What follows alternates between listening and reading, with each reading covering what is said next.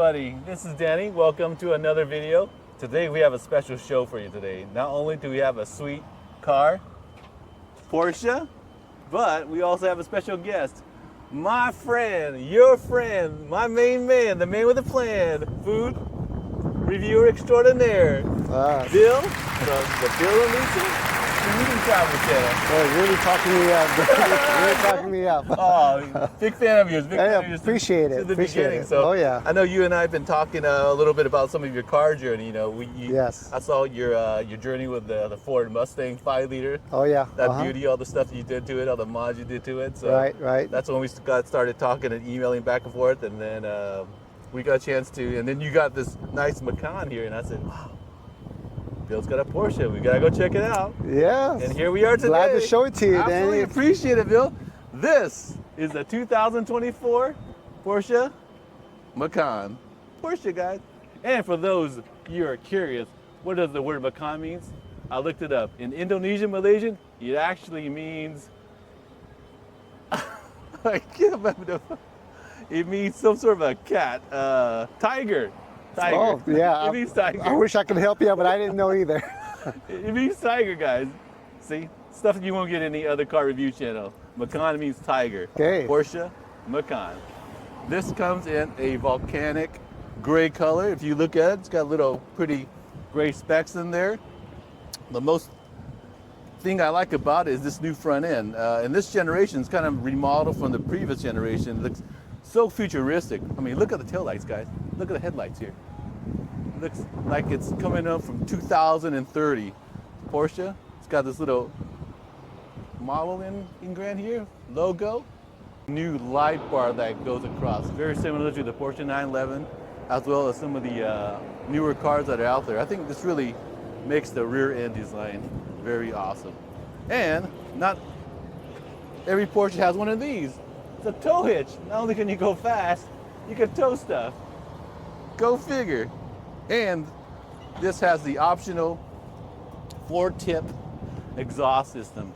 The standard will come with a kind of rectangular shape exhaust system, but this one definitely gives it a sportier touch and probably a more throatier sound too that we'll get to when we turn the car on. So, since we're back here, the little Easter egg is there's no buttons. How do you open the trunk? I don't see a button here. Do you see a button here? I don't see any buttons. But coming, this little button here, look, it's hidden. You would think this is just a windshield wiper, but check that out, right? And you have plenty of trunk space back here. Look at that. You could actually put maybe one or two Danny's in here. Hey guys, don't get any ideas, all right? If you want to put me in the trunk, go sleep with the fishes. We're rolling. So Bill's gonna give it a couple of reps, but I want to listen to this exhaust system. Look at that. Oh man, that sounds throaty.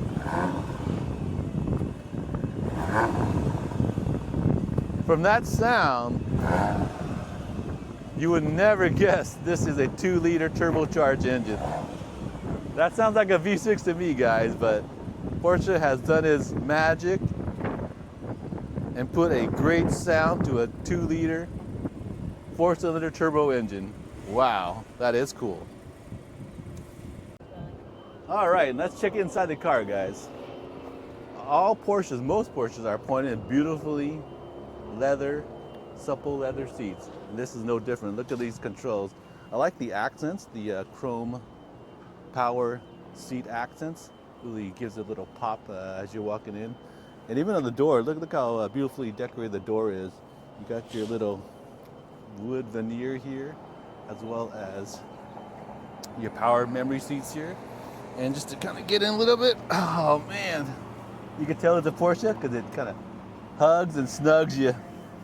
I remember driving the 911, you sink down, and this is very similar to the feel of that.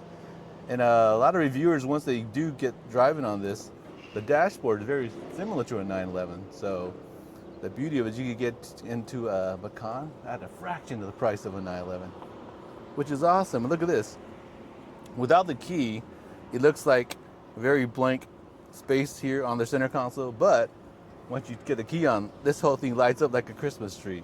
It's a really beautifully appointed interior. And when Bill gets back in, I'll turn on the car and then you can see all the different lights and whistles and buttons in here. But just want to give you guys a quick feel of seating position. Right now, you know, being 5'11", very comfortable seating position, lots of headroom, a very comfortable ride. Not the seats are not too hard, so you do have some bolstering, but the key is a lot of people that buy Macans aren't in it for the sportiness and, you know, going around the track. But they just want something comfortable to drive every day, back to work, back home, and into the store and so forth. So this is the perfect setup and perfect comfort level for that. All right, let's check out the back seat. And let's check out the back seat.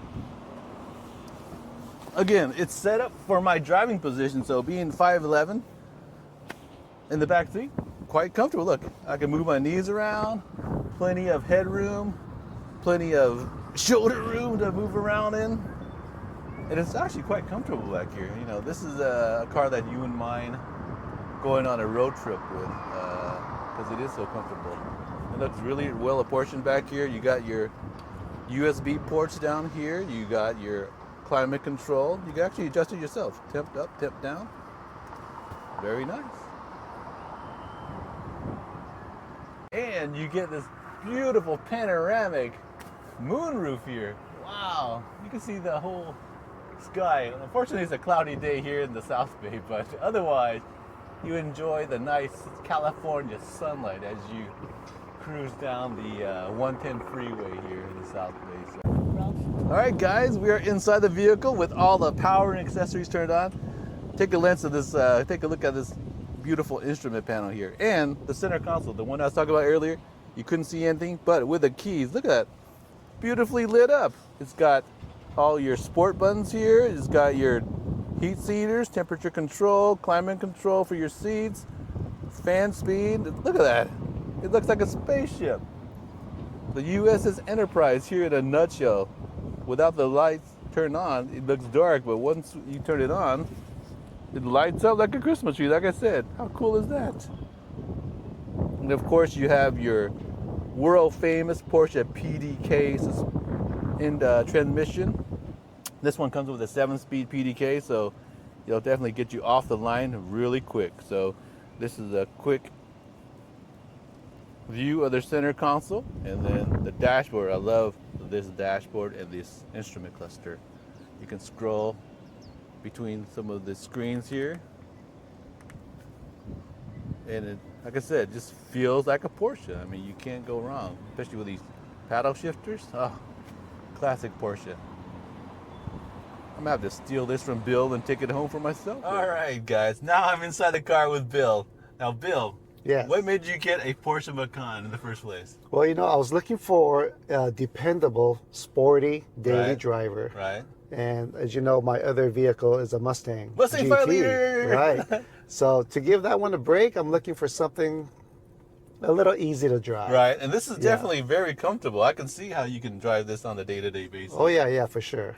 Seats are comfy. You're kind of high off the ground. Right. And it's not big. I mean, I know the Cayenne is a lot bigger than this, but this is just It is. perfect. Yeah, I think this is in the sport compact SUV class. That segment, right? Right. So it does fit the bill. Yeah, and And it's usually just Lisa and myself only. yeah. All your kids are grown, and so they're. Oh yeah. They have their own cars. Now, do they ask you for a car advice when they get a car? Not too much. Yeah. I think they're doing pretty good. Okay, Oh, that's yeah. good. That's good. So yeah, no, this is a beautiful car, but let's go back way back to your car Okay. history. Your first car, what was that? My first car was a Toyota Celica. Oh, nice. Yeah, 5-speed manual. Okay. And that's where I learned how to drive stick. Ironically, that's one of my first cars. My first car was actually an '83 Toyota Corolla Okay. in dark brown. I still remember that. Yeah, thing 'cause- mine was a 78. Oh, 70. Okay, 78, so along the right. same lines. Yep. I can remember that was like a 1.6 liter. You had no power. You had like 50 horsepower. Yeah, mine came with the 20R engine. Yes, if you remember yes, that. I do remember that. Yeah. Very. Yeah, that's back in the day. Back in the day, yeah. Engine with no horsepower. I mean, how can you get so little horsepower at 1.6? But Right. Nowadays, 1.6 will get you 300 horsepower. Sure. It's crazy how the car market has evolved over the years. Right. So, okay, so it went for Celica. What was your next car after that? Mustang. Okay. I jumped into the Mustang GT, Right away, which huh? was a 1985. 85. Okay, well, Yeah. that was a 5-liter, right? It was a 5-liter. Okay, the original 5-liter, guys, not the newer, updated one. So 5-liter, and then what was after that? I went to a 88 Mustang Saline. Oh my goodness, I didn't know that. So I had that for a little while too. Yeah, I bet that was fun. It was. The Saline basically is a modified Mustang. I think Saline's a shop that actually takes a regular Mustang and puts a lot of bells and whistles and goodies on there. It's equivalent to what Roush is today. Yeah, the mods on a Mustang. Hey guys, I'm actually behind the wheel of the Macan. I can't believe Bill. Just let me drive. Why not? Don't worry, I'm a good driver. I'm not gonna go crazy on it, but yeah, behind the wheel of the Porsche Macan. We'll see what this baby's got. I've heard a lot of good things about the suspension system, so we'll get it on the road, and maybe Bill can give me some pointers of what he likes about things, and take it from there. All right, let's get this PDK suspension on drive, and check your mirrors. Want to be careful when we drive, and we are off. First thing you'll notice is it's very quiet in here, huh, Bill? Oh yeah, it is. Yeah, you can hardly hear wind noise or road noise or anything. Yeah, they did a great job on the insulation on this vehicle. Awesome.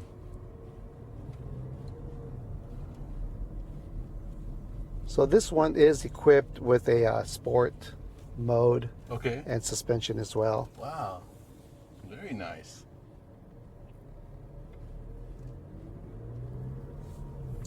Let's get out of the park here.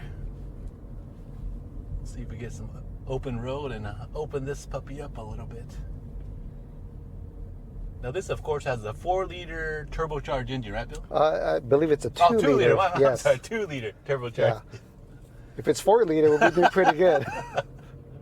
But 2-liter turbocharged, 261 horsepower, 295 torque, if I'm not mistaken. Yes, it's not bad, for such a small engine. Yeah. And for those who are curious, when you get a higher torque number than the horsepower number off the bat, it means it's got a lot of grunt and a lot of instant power when you step on the pedal. So that's why when you see a lot of turbocharged cars, you'll see a higher torque number than the horsepower, and that's exactly what it means. You step on it, this thing will go. And the same thing if it's on a truck or something. When you see a higher torque number, that means that sucker has a lot of pull capacity. So going uphill, that'll definitely pull the load really nicely. Okay, we are on the open road here. Let's get We'll activate the sports. Ooh, you activate the sports? So it kind of changes the behavior. It a little does. bit. The RPM kicked up. Yeah. The pedal is more sensitive now, so when you give a little bit of gas, it knows you want to go fast. Good job, Porsche. Very intuitive. I like that. All right, but we're in a residential area, so we'll slow it down a little bit, but just want to get a feel of the steering. Very nice. Very predictable. You stay this way, you go this way. And it feels very firm, too. You can get a good idea of what the road condition is like. So the steering feel on this is really good.